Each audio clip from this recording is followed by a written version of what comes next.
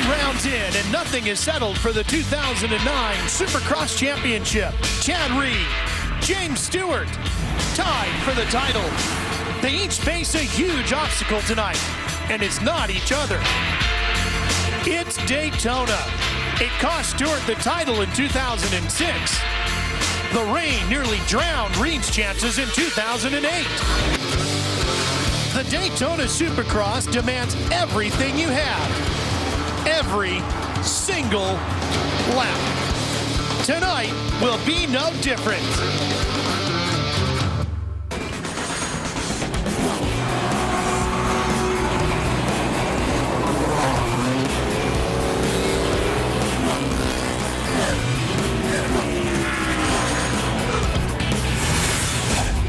Bike Week 2009 continues from Daytona Beach, Florida, and tonight we're going to light up the sky with a Daytona Supercross by Honda. Hi everybody, welcome to the beautiful Daytona International Speedway. Ralph Shaheen, along with the only Supercross champ we got on staff here at Speed, Jeff Emig. And boy, what a championship fight we have in our hands. Chad Reed, James Stewart tied atop the standings coming into round 10. Jeff, do you believe that? I don't believe it. I think if you had told me at the beginning of the series that we would hit Daytona and we would have a two-rider tie, I would have said that, that you were crazy. But James Stewart, all-out speed, went on that incredible win streak. He just could not be beat. Then Chad Reed kept plugging away. He had horrible starts, kept getting himself to second, keeping that points close, keeping it there, and then he managed to win last week in Indianapolis, just showing the heart of a lion, and now we are tied up. This is an incredible championship. I want to show you how close it is. Here's the points, 199 each at the top. Andrew Short has climbed up to third. Josh Grant at one point led the points, and now he's tied for fourth with Ryan Villafota, the two rookies battling it out there inside the top 5. Well, earlier today, we had the chance to catch up with both James and Chad. We talked about the unique racetrack here at Daytona and this points battle. It feels good to come back. The season really starts here, and I had a good streak going, and obviously that got ended last week. And for me, I rode pretty good. I just made a few mistakes, but it feels good coming to close to my house and try to get it done. Daytona's a tough race. You got to get through it, and this track looks probably one of the gnarliest ones I've seen since 2002. So I'm itching to get out there and try it out, and it's gonna be a long main event, and you're gonna see a good fight, I think. Well, this racetrack will certainly be a big part of this championship story here tonight, but now we got another variable thrown into the mix. Showing up kind of last minute, if you will, Jason Lawrence decided to make his Supercross debut right here at Bike Week at Daytona, and in practice qualifying, Jeff, 3:38 was number 1. Yeah, the wild child becomes the wild card here tonight. Brand new team, unproven equipment, and Lawrence comes out and sets the fastest qualifying time. I'm telling you, all the other Supercross riders have to be scratching their heads and wondering how he does that. But I'll tell you, he definitely has some natural raw talent that is, pretty much undeveloped. But I think he can really do something here tonight, and we'll see if he can last 8 laps and then the 20 laps in the main. If he can still be on top, it will be impressive. Oh, it's impressive already. We'll see how he does. Well, before we drop the gate on the final race of Bike Week 2009, let's head downstairs for a progressive pre-race report with Aaron Bates. Ricky Carmichael has really outdone himself being the inspiration behind this Daytona track. He said fans come here to Daytona to go to the beach, so why not bring the beach here to Daytona International Speedway? Trust me, there's a little bit of absolutely everything. A ton of sand, some grass, a long whoop section, and of course, some very challenging obstacles. Take a look at this section right here. Some of the riders are calling it a step up, step down. Some of them are calling it a double dragon back, and others are joking about it being the stairway to heaven. The concern here is not the obstacle itself, but as the evening goes along and progresses, the track is going to start to deteriorate, and it's going to create some massive ruts in this. When the riders come over the finish line jump, it means that they're going to have to commit to a rut and just pin it and give it everything that they've got. Daytona, it's an old school track, but it's going to bring a whole lot of brand new challenges tonight. Oh, it's going to be fun to watch, Aaron, that is for sure. The fans packing the grandstands. We're ready. The Daytona Supercross coming up on Speed. Back inside the big speedway here in Daytona. Fans right in the middle of the tri-oval. You can actually come sit literally on the racetrack and watch the Supercross stars fly through the nighttime sky here in Daytona. What a seat it is. Hey, we've got a speed trivia question for you tonight. If you win, you're going to get a 32GB Apple iPod Touch. And here's the question. Which of these riders has not won both Supercross and Supercross Lights at Daytona? Jeremy McGrath, Ricky Carmichael, Chad Reed, or James Stewart? To enter, either text your answer, the number 1, 2, 3, or 4, speed 3, which is 773333. Standard texting rates apply, or you can log on to speedtv.com, keyword SX. And again, the winner gets 32GB Apple iPod Touch. Stay tuned to the end of tonight's show, and we'll give you the correct answer a little later on. Riders in the gate for heat number 1 of the Supercross class. Here's our 4-1-1. We're going to have 20 riders in the main event. We'll get 9 out of each heat race. The final 2 will come out of the last chance qualifier. We're going to race for 20 laps, and this is round 10 of the 17 that make up 2009's championship season. And Ralph, one thing that's interesting about this starting gate area is that middle box, the doghouse we call it, is there's 8 gates to the left, 15 to the right. Typically it's 10 and 10, or 11 11, something like that. Pretty close, but it's a little bit different. So that center box is more to the inside. So it'll be interesting to see as we progress through the nights. Throughout the night, if that changes some of the gate picks. You saw James Stewart hasn't lost a heat race this season. Ryan Villopoto's got 1 heat victory. The rookie, Jeff, this is really, in a lot of ways, his first experience here at Daytona. He ran last season, last season he was here on the big bike, but of course we're racing him on soon.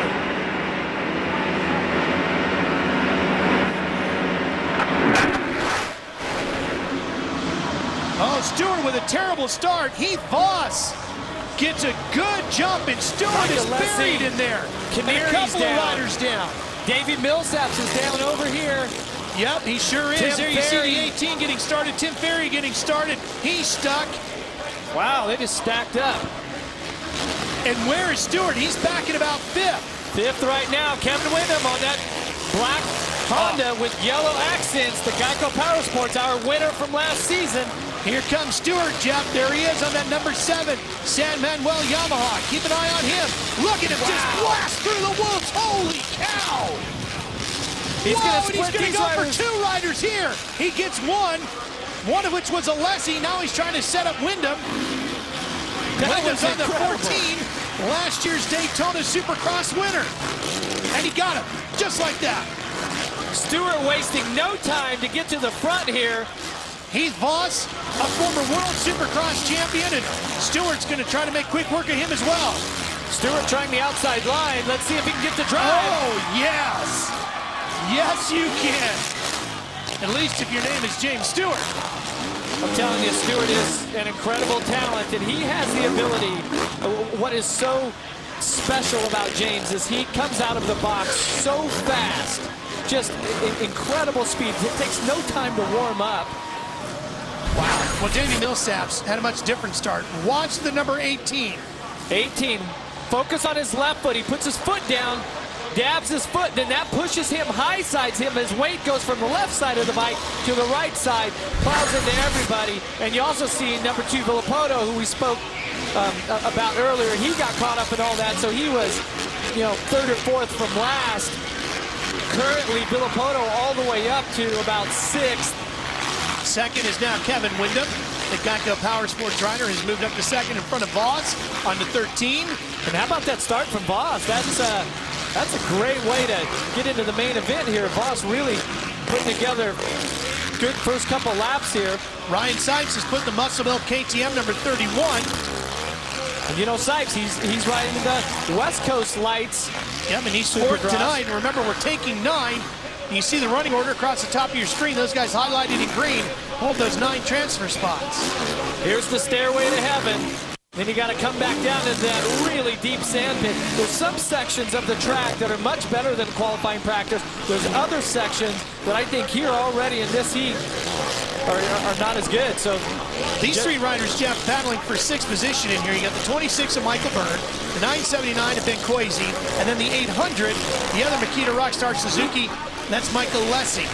And it'd be interesting to see what happened to Alessi, because out of the first turn, Alessi was 2nd behind Voss. Something happened that we didn't see, okay, and put him all the way back here, mid-pack now. He's trying to battle his way back up in there. And remember, he was to the first turn. Yeah, he's actually 8th right now, Jeff, which is just one spot good from being in trouble for making the transfer. And there you see Villapoto. He's in 5th. Well, that number 9. Whoa, and a bit of a bobble through there. Yeah, the number 2 of Villapoto, he's been struggling. He was sick last week in Indianapolis. Didn't ride from Saturday night until Wednesday. But I tell you, sometimes you can bounce back really quick from an illness, and sometimes it just seems to drag on it and just really zaps your energy. Daytona Supercross, not the place you want to be if you're low on energy. Sipes coming for the position. He's going to take 3rd away from Voss. Oh, and Villapoto was trying to come right along with him. Got shuffled to the outside. But Ryan Sipes, Jeff, on that number 31, really having a good run here in heat number 1. Wait, isn't it amazing sometimes how you see these lights riders and sometimes they show some, flashes of brilliance, and then they jump on the big bike and all of a sudden something clicks, like they just are well suited for the bigger bike. There goes Villapoto. He's by Voss as well. That'll move him up to 4th. I was going to say Sipes, I think is one of those riders. Well, one guy who's had no trouble adjusting to the big bike is the number 7, James Stewart. All right, Jeff, last week, James didn't win.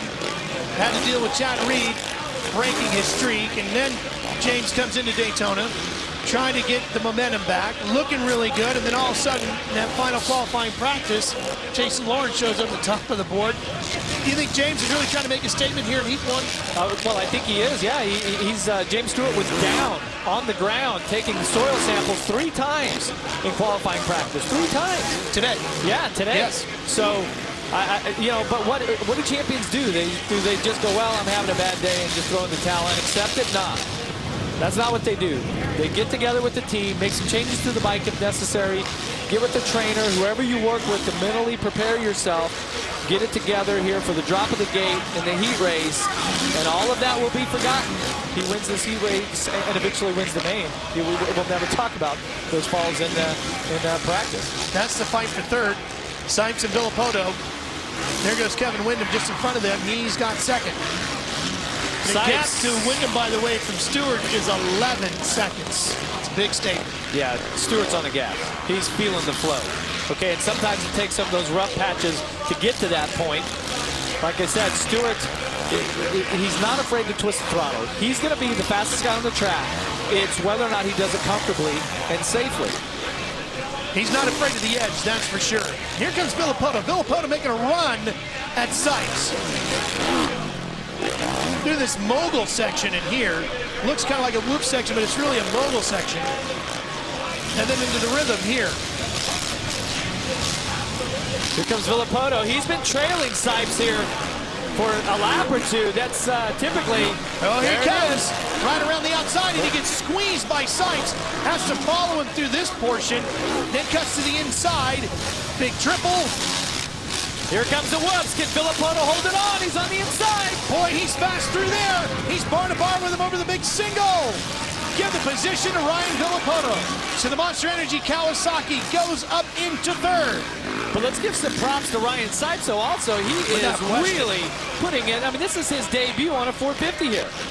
Back to Heath Voss, who led early. He's got 5th, trying to hold off Michael Lessie.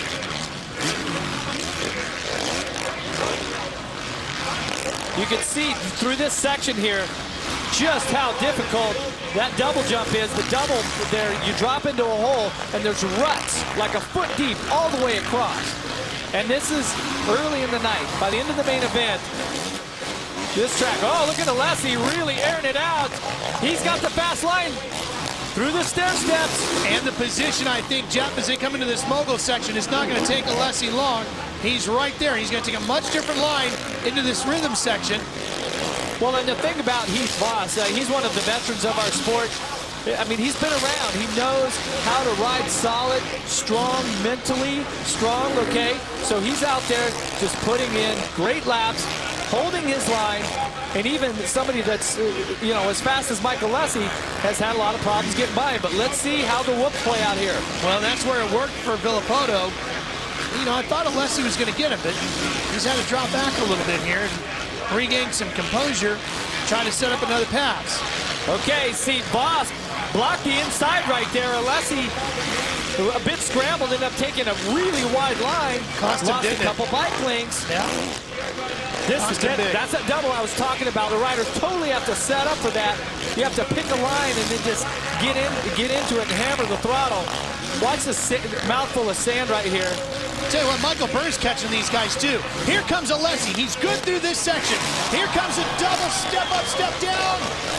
And that might make the difference for Michael Alessi, and it does. Finally. He's really good there. Yeah, definitely. Well, Michael Byrne last time around was a 113. Voss was a 114, so. Battle for the transfer spot on the final lap. That's Tim Ferry. Number 15 on the Kawasaki, the green bike. Number 18 on the red Honda is Davey Millsaps. Remember, they were both involved in that crash as they came to the first corner. Wow, what great rides for both these athletes.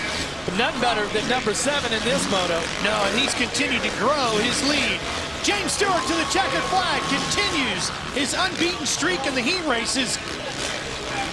Watching the fight for the transfer. And it looks like Ferry's going to get it. Yeah, Florida native Tim Ferry there for being on the ground.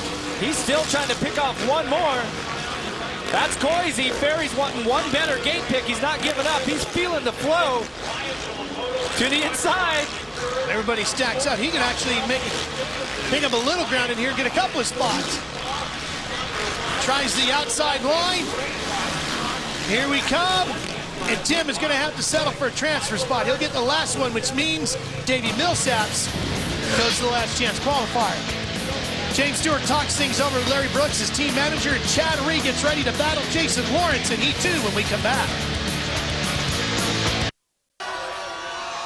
Welcome back to Daytona. The Daytona Supercross is underway. Let's show you the results out of heat number 1. Remember, those top 9 guys get that ticket stamped to go straight to the main event. That's everybody from Stewart down to Tim Ferry. Davey Millsaps has to go to the last chance qualifier. This is not a racetrack you want to spend any extra time on. That's for sure. It'll wear you out. It definitely is challenging for the riders. Yep. Let's go straight to Aaron, who's with James Stewart. Well, guys, it was a bad start, but he muscled his way through the pack up to the front once again. James, this is known as one of the toughest tracks on the circuit. Do you prepare yourself any differently to come into tonight's event? Well, you want to, but still a Supercross race, and we got a lot of points. A lot of races left, and the track's definitely tough. Every time I come here, it's always dark, but it's always cool. You don't really get the fans that close, at a Supercross, so it's kind of reminds you outdoor Supercross deal. But I feel good. I just got to get up to the team, Samuel, Yamaha, JSC, Red Bull, everybody, and try my best to get them a win tonight. An Ironman effort from start to finish. Congratulations on your heat race win. Another unbeaten streak for James Stewart continuing here in the heats. Well, what can Chad Reed do with Jason Lawrence? We'll find out when we come back. This looks great under the lights here, and the fans are enjoying beautiful weather here in Daytona this week. So radically different than what we had here a year ago, that monsoon that blew here and provided us with an epic race. And Chad Reed thought he had a win last year here, came up, 2 corners short? Yeah. When he sunk the bike to the bottom of the pond. Pretty disappointing for him, and luckily recovered, still won the championship. That's why he's got that nice number 1 on that red plate, and that Suzuki. And he's in great spot to get his 3rd championship, tied atop the points with James Stewart, but there's Jason Lawrence on the 338, that wild card who's looking to shake things up for these guys here tonight. I'm telling you, Lawrence is such an interesting rider, and for him to come out today and do what he's done is blowing my mind. It's huge. It's huge. Not because it's such a difficult track also, but he has nothing to lose. He's not in a championship, no points. No. It's just all out, go as fast as I can, do whatever I can to try to take the checkered flag. Which is a worst, do it for 8 laps. And Jeff, that's a worst case scenario for Stewart and Reed, because they've got everything to lose. Yeah, but somebody like him comes in, doesn't care what happens. He runs it a little too hard, a little too deep into the corner, going for the win. He's here to win the Daytona Supercross. As you see the starting grid going across the top of the screen, it's one of arguably the biggest win in our series, and he wants it back. Here we go, heat number 2.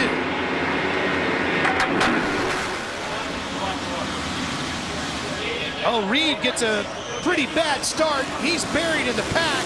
but getting a tremendous jump on the field was the 65 of Sean Skinner. Oh, that's going to stack a bunch of people up. Skinner's bike just stalled on it. Unbelievable. He whole shots the heat race at the Daytona Supercross, and something goes wrong.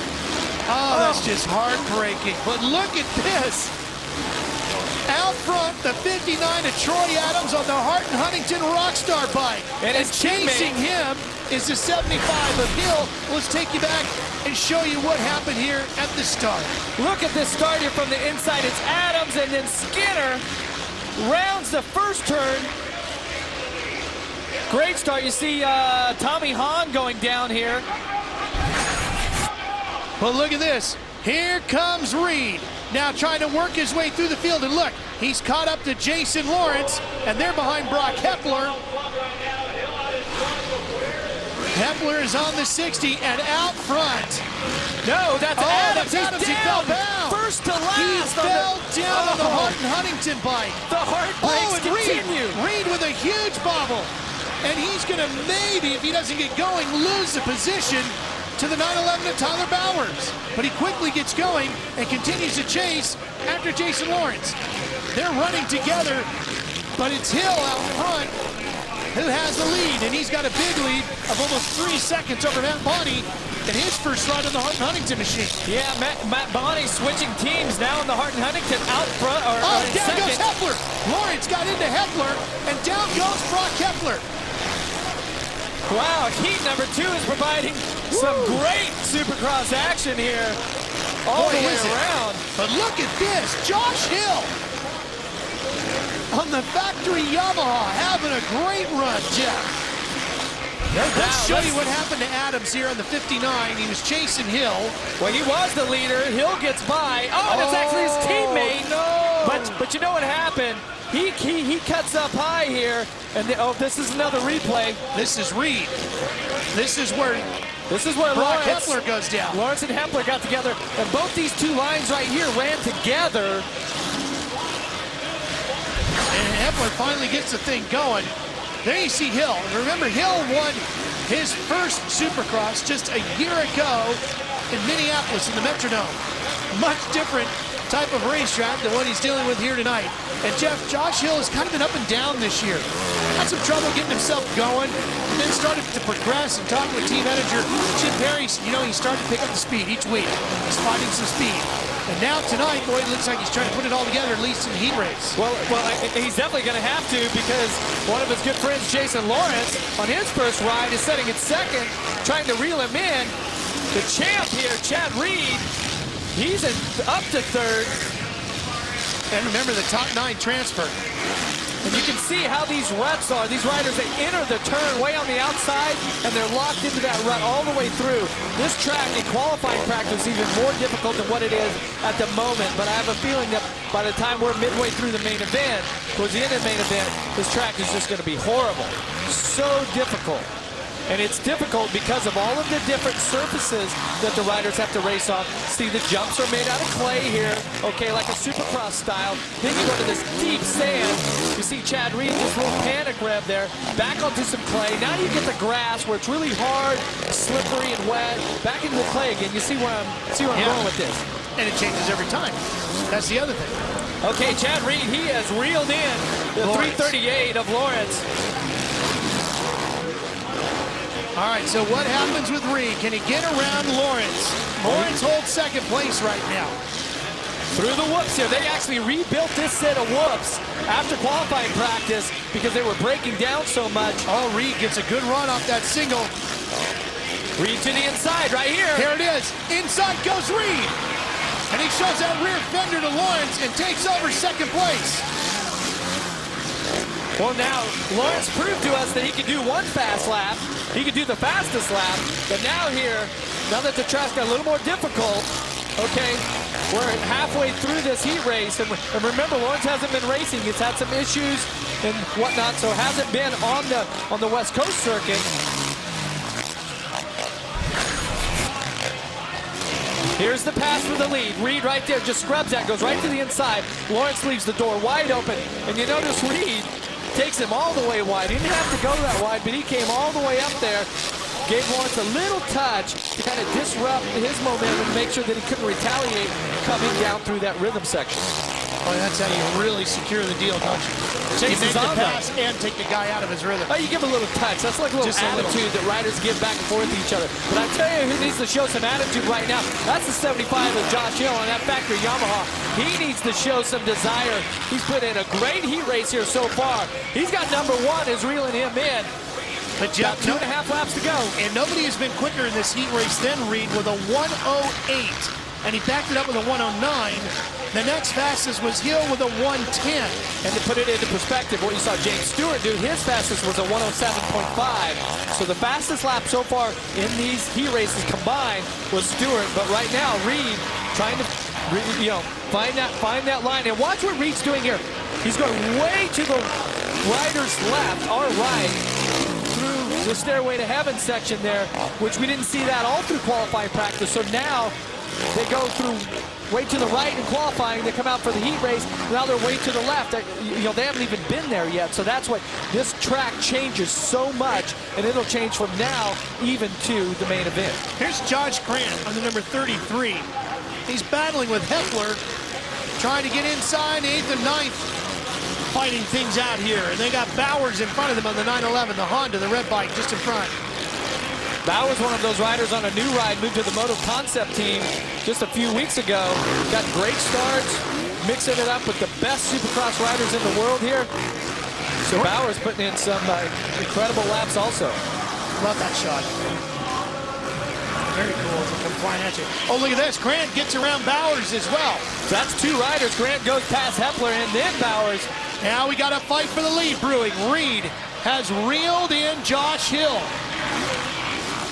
Catching him is one thing, getting rid of him is something else. 2 to go. Look at Reed flying through the Stairway to Heaven. That. Whoa! Big speed through there. Here he comes, the Australian. The two-time champ goes way to the outside, past the mechanics area. Into the rhythm section. Jeffy's very good through the whoops. Would you wait to try to make your move there? Well, Hill's been on the gas too, but you're just going to try to pick your spot wherever you got it. Just apply the pressure. Try to force Hill into a mistake. Thousands of fans here at Daytona Speedway. Here he comes. Right in front of everyone. He's trying to get him. And it looks like Hill moves over a little bit. Over the slow up dromedary. that line. Over the single jump. Reed flies over the double. Very wise line choice there. Hill didn't go all the way wide like Lawrence did. Leave the door open. He went right to the middle. All right, now the next best spot for Reed is the Stairway to Heaven, which they're working their way close to. If he can stay close, maybe he can get that big run and take him there. But I tell you what's so difficult is we're coming right into it with 1 to go.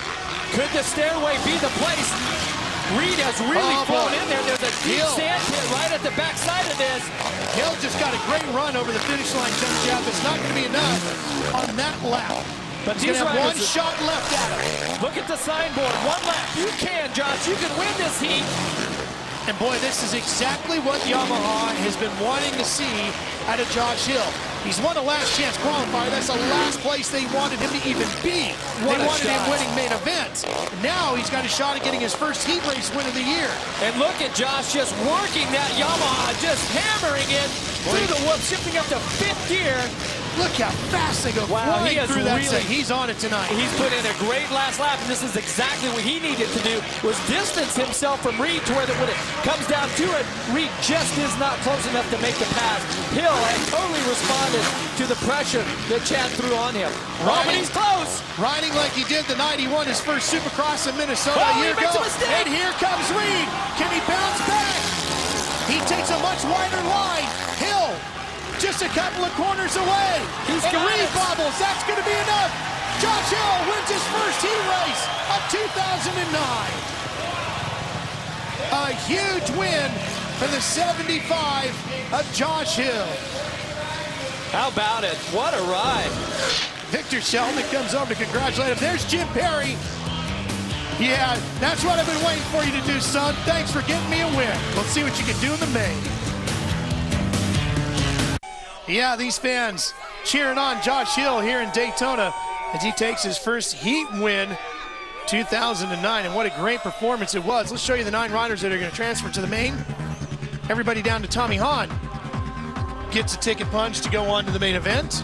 Michael Brown showed up on his KTM and almost made the transfer straight to the main from the heat, but he's going to get a little more track time in the LCQ. Here's Aaron.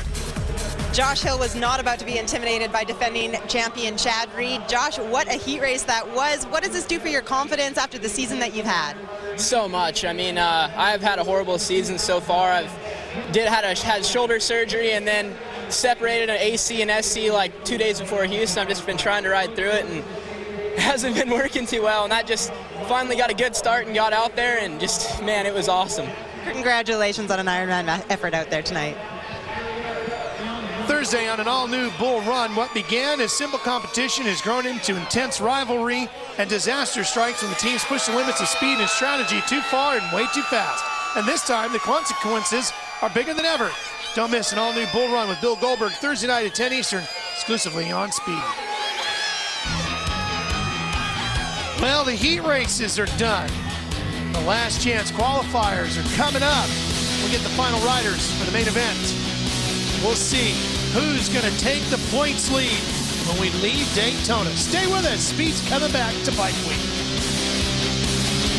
Oh, a much different story, Jeff. A monsoon-like conditions blew through here, and we had one of the craziest Supercrosses anybody can remember in history. Well, as you can see by the images, it was one of the wettest races that you've ever seen. It's hard to believe that any of the motorcycles could even finish. It was wild. Tonight, however, dry conditions and great racing here in Daytona. Hey, we got our speed trivia question going for you tonight as well, and your chance to win an iPod Touch. The question is, which of these riders has not won both Supercross and Supercross Lights at Daytona?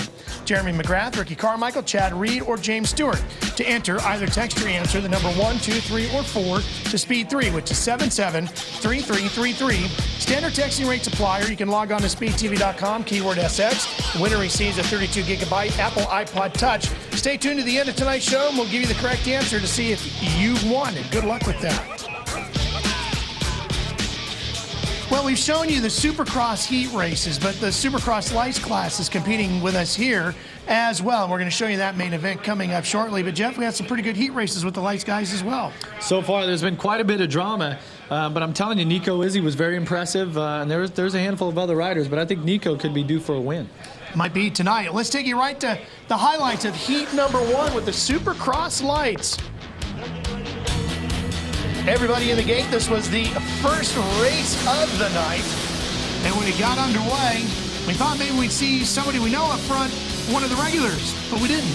No, we definitely didn't. Some of the early race favorites were buried in the pack. We're taking a look at Nico Izzy here, 20, on the Suzuki, just threading the needle there. Can you pass Gills, who had the whole shots? A couple other riders were down. This was a pair of Tylers here, Tyler Wharton and Tyler Medaglia. This is Josh Lichtel with the lead. Izzy comes through block pass for the lead. But boy, also Durham was pressuring also. But Lichtel really did a great job, and eventually he fell victim to the 577 as well as Martin Davalos got past him. But Lichtel would hang in there and get a transfer spot on that 811. But once he got out front, Nico Izzy on the Rockstar Makita Suzuki was very strong and pretty much unbeatable. Well, he looked fantastic, but he also gave us a little sample of what this difficult Daytona track was going to be. Checkered flag fell to Nico Izzy. He got himself off to the main. He congratulated his buddy, too. Lichtel's going to the main as well. See you there when we get there, pal. Here's the results. Remember, 9 guys go straight from the main. There you see Izzy all the way down to Jason Thomas, who got himself a transfer spot. Everybody else after that goes on to the last chance qualifier. We go on to heat number 2, and highlights from this one as well.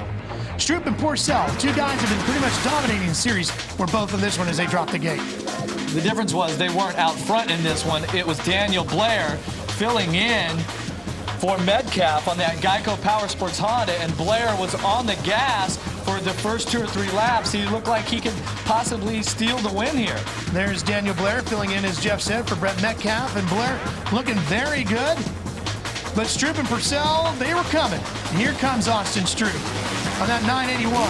Stroop, one of the most explosive riders in the light circus. As he gets by, Blair makes a huge mistake but keeps it on 2 wheels. Well, as one Monster Energy Pro Circuit Kawasaki got going, so did the other. As Christophe Purcell, the 377, started inching his way up towards the front as well. But at the checkered flag, Austin Stroop took the win, but his teammate is going to go on to the main event as well, and so will Blair. Blair made it to the checkered flag, and here's the 9 out of this heat race that go on. Stroop and Purcell, there you see Daniel Blair in 4th. Steve Clark is going to go as well, and Brock Tickle came up 1 spot short. He's going to have to try to get one of those final 2 transfer spots out of the last chance qualifier. So he did. See that? Here's the results from the last chance qualifier. And Brandon Jessamine and Brock Tickle make it. They'll fill out our starting lineup. Everybody else has to go find a spot in the grandstands tonight. Those are hard to come across.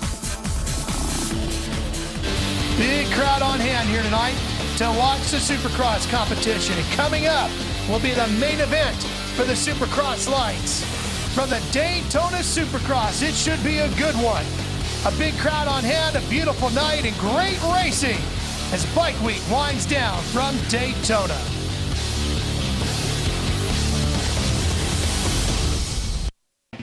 Last night here at the Daytona International Speedway under the lights, they road raced motorcycles, and Ben Bostrom took the win in the Daytona 200. Tonight, trying to crown the winner of the Daytona Supercross by Honda.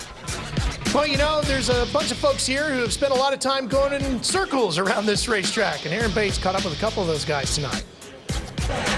Well, guys, in Daytona, you just never know who it is you're going to run into. But I've got Jimmy Johnson and Brian Vickers. Brian, we've seen you at Supercross several times doing donuts on the floor. What do you think of Supercross right now? I love it. It's an unbelievable sporting event. I mean, these guys are athletes. I mean, what they do and what you see these guys do on these bikes, especially when you're standing next to them, it's just incredible. And Jimmy, you yourself, you used to be out here racing motocross. What is this like to come back? And do you think you'd have any game if you step back into it now? Oh, well, I just raced on mini bikes, so I didn't make it to this level, but I rode all the amateur races in Ponca City, Loretta Lynn's and mini nationals and all that stuff. I love motocross, and being so close by, I had to come and see it and see some old friends. All the guys I race with now are managing teams that have moved on, but it's just great to come see these guys do their thing. Hey guys, these guys are out racing right now doing their thing, but we've got some of the finest athletes in the world right here supporting them. A lot of celebrities from other forms of racing here tonight, including Kevin Harvick is here, Wally Dallenbach Sr. and Jr. as well. You know, let's talk a little bit about last year. Jeff, what do you remember? What did you take away from that crazy race a year ago? Well, just the sacrifice that the riders gave us and their determination and what being crowned the Daytona Supercross winner meant. And we've seen these riders just lay it all on the line. I mean, the conditions were just horrendous. And for them to take all that risk and keep it going, and Chad Reed was so close. It was amazing, but Kevin Windham, in the end, was the champion, and his name is in the record books as winning Daytona, and that's huge. Chad Reed and Kevin Windham and Mother Nature battled it out here at Daytona a year ago. We couldn't talk to Mother Nature, but we did talk to Kevin Windham and Chad Reed about that epic fight. Look at this. I mean, you have to laugh. Split pea soup, anyone? They're going to bury this thing. I've never had to stand on top of my bike. That's Windham right there. Kevin Windham on the 14. Unbelievable. The battle of attrition. Look at the tailpipe on Chad's bike. Chad Reed's bike going up in smoke. One of the most incredible finishes in the history of Supercross. So I actually remember, like, starting this race, and of course it was going to be muddy, right? I mean, we're standing in a puddle, and my feet are getting wet on the line.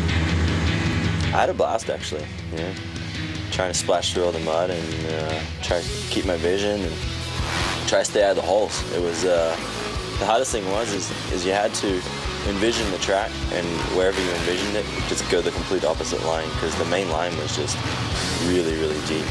And at this point, I know that Chad's up front, which is not what I wanted to see for sure. Trying to just keep your front wheel up. You know, you'll notice Kevin right here is just plowing through it, and I was trying to lift my front wheel up and just keep the wheel, you know, and the bike out of the water.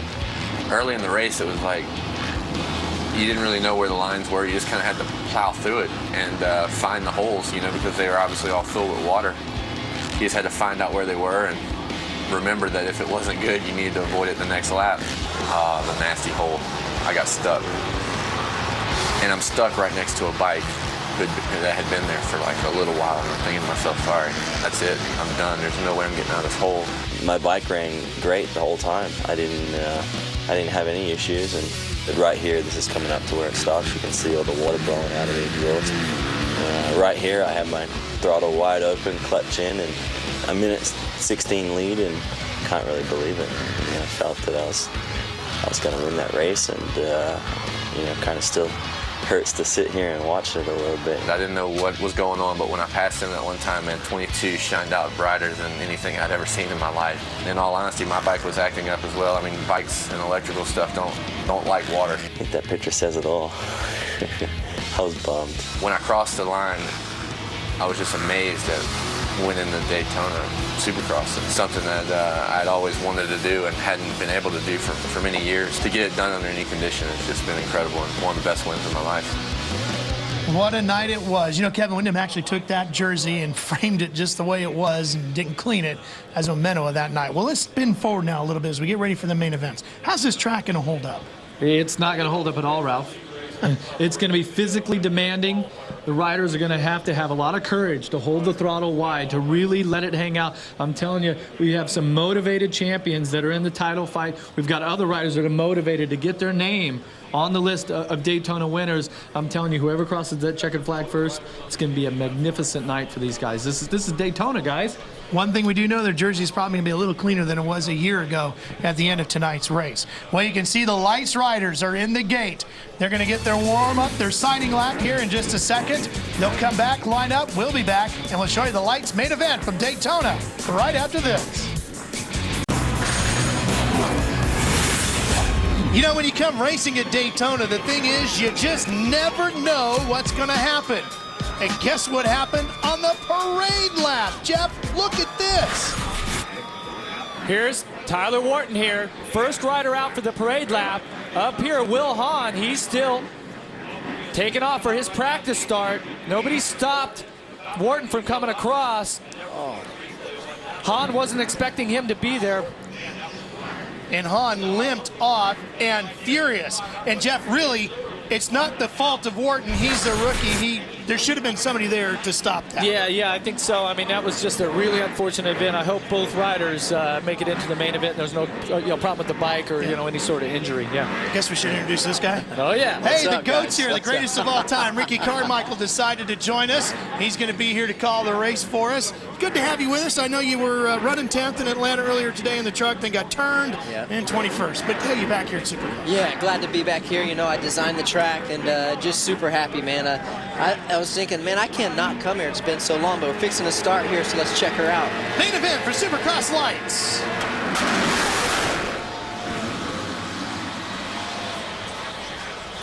Steve Clark on the 77 gets a great line through the inside. He's going to take the lead for just a couple of corners. That's Purcell way to the outside.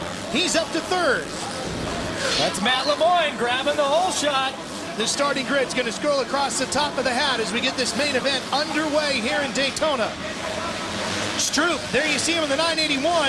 He's back at about 5th. Martin Davalos looks like on the KTM running in 4th. That's the orange bike, the 577. And how about that start from Matt Lemoyne on that Star Racing Yamaha? He's been fast. Jeff, He was 3 wide last through week. the whoops. 3 wide through the whoops. Normally it's 3 wide through the tri-oval here. Look at old Austin Stroop. He don't want to give Purcell any advantage at all. He just wants to get up there and get right on him. Oh! Big wreck for Austin Stroop. Oh, and another rider down. That's Lichtel. 2 riders are down in the center of that jump. Lichtel and Jessamine. That's Jessamine on the Kawasaki right here in the middle. Yep, Stroop right there. One of our and championship then the 811 of last week. Lichtel, who ran so well in his heat race, Jeff. Wow, what a disappointment. Oh, man. Just saying how Stroop didn't want to get jacked up. Look at this. Davalos gets into him. He grabs a handful. Oh, and Stroop really pounds that face of that jump hard. And then they just keep piling in after him. Adjustment, yeah. Look at Izzy jumping off the side there. And every time you see this, Ricky, you remember why he left the sport, That's right. He clips his handlebars. Right as he grabs a handful. Oh, wow, man. that is crazy. Well, let's see who's leading this event. Back to the front of the field we go. Here we go. And look at this. Still out in front. Matt Lemoyne having a good run, but for how long? Here comes Davalos. Davalos on the 577 takes the position away. And Purcell now closes in. And it was 1 week ago that Lemoyne was battling for that podium. Crashes on the last lap, giving it everything. And now he finds himself in third. That's how quickly things can change here in the Daytona Supercross. Boy, Mr. Smooth, I'm telling you. Christophe Pourcel just making it look easy. He's threading the needle, working his way forward. He's our championship points leader. He's had 2 wins, and then he saw his teammate Stroop take a win just a week ago.